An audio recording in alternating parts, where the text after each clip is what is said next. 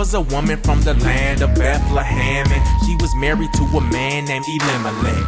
At that time there was a famine in the land, and it was moving high speed like the internet. So she moved down to Moab, and everything in Naomi's life started to go bad. First her husband died, then that left her with both of her sons and both of their wives. And 10 years rolled by. Naomi survived, but both of her sons, they died. Everybody she loved just went poof, and nobody was left but her daughters-in-law, Orpah and Ruth. She got the news back in Judah. The famine was over and the land was giving food up. So she said, that's the place we gotta go. So she packed up both her daughters and they hit it up the road. But yo, Naomi stopped in the streets and she said, y'all go home, it ain't no sense in y'all coming with me. And Pete, both of you have been so kind to both my sons and I. God will bless you with some other guys. And she was holding back tears in her eyes. She kissed them both goodbye and they all broke down and cried. They said, no, we wanna go where you go. She said, come on now, why y'all wanna go with me? No, cause kids I ain't having no more. And if I did, what? Would y'all stick around till they was grown? Come on. It's like things are just so bad for me, but if the Father says it, that's the way it has to be. And so they hugged in the streets, and Orpah kissed her mother on the cheek, and she said peace. But see, Ruth didn't back down. She said, come on child, turn around, go back now, go on. And Ruth said, please stop asking, I am not leaving you, it will not happen. I'm camping and I'm following you everywhere. Wherever you die, I guarantee you I'll be buried there. Naomi seen this was a battle she won't win. She kissed her on the cheek and then she said, well, let's get going in. She didn't know that she loved her like that. The people in Bethlehem was like, hey, Naomi's back, hey! She said, please call me Mara, cause my life is a horror and the Lord has brought me plenty sorrow. And I don't even know what I've done, but I buried my husband and both of my young sons. And I'm not saying this for your sympathy. I left, I was full. I come back, now I'm empty.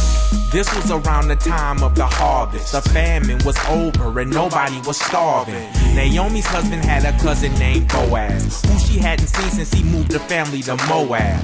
And Ruth said, let me go out to the crops and gather up any food the workers happen to drop. Naomi said, alright, go fast. And guess who the field belonged to?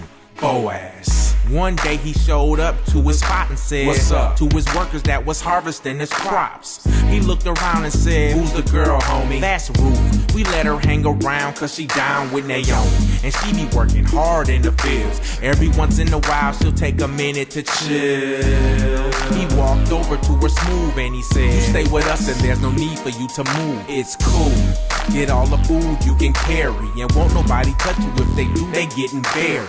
And if you thirsty, get some water from my well. And she was overwhelmed, then at his feet she fell. Please tell me, why are you so nice? Cause you stayed with Naomi when your husband lost his life. You made the sacrifice, I heard the story and I'm loving it. And may the God of Israel keep blessing you because of it. And later on when it was time to grub, he seen her by herself and told her, come on, eat with us, come on. She came to the crew and had a seat, and Boaz gave her food way much more than she could eat. She went back, he pulled his workers to the side and said, let her pick up extra, don't give her a hard time. She gathered food all day in her sack, and when she counted it up, it came out to half a sack. What? She went home to show her mother what she done. She said, girl, where did you work? Where did you gather all this from? She said, his name is Boaz. Oh, I know just who he is. He's our family redeemer and our closest relative. He told me to come back for the harvest. Do as he says and he'll watch out for you regardless. One day Naomi said to Ruth, I think it's about time we find a permanent home for you. And one who'll stand up and ride for you. One who will die for you, care and provide for you. Boaz is good people and I know him, and he's a family redeemer, keep the bloodline going. And I'm a veteran, girl, let me school you. Whatever I tell you is exactly what you do. Tonight, go home and take a bath, get fresh. Put on the best dress that you have. Don't let him see you till he's had something to eat. Wherever he goes to sleep, lie down at his feet, let it be. She did what she said exact, and Boaz woke up at midnight like, who is that? She said, it's Ruth, I hope that you'll redeem my family. Now put some covers on me, cause I think that you're the man for me.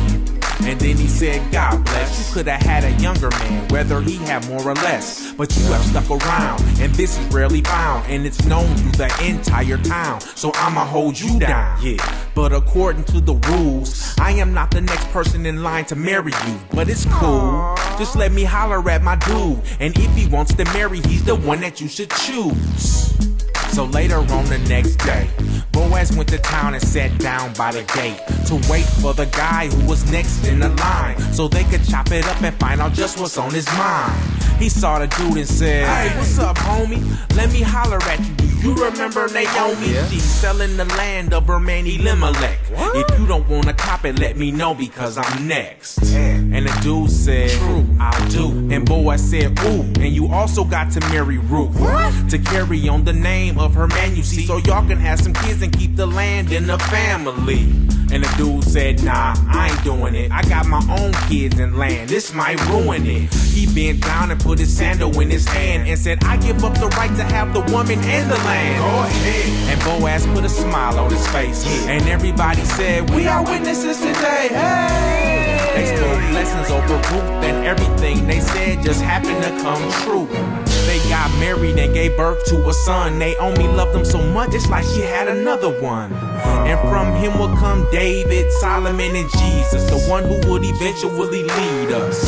So in times of sorrow and despair, it might not feel like it, but the Father's always there, and He always cares. If you ever need proof, just open up your Bible and turn to the book of Ruth.